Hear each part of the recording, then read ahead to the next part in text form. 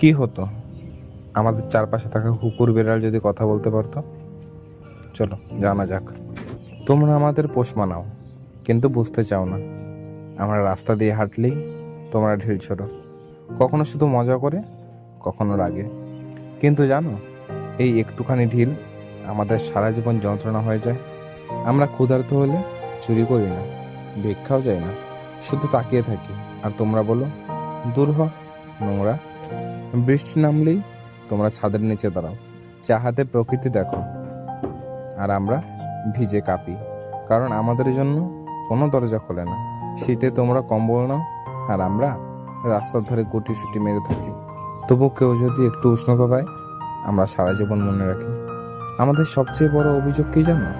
আমরা তোমাদের বিশ্বাস করি, কিন্তু তোমরাই সবচেয়ে বেশি কষ্ট দাও। তবু আমরা কাউকে কামড়াই না, ঘৃণাও করি না। একটু ভালোবাসা পেলে নিজের জীবন দিয়ে তোমাদের পাহারা দিই।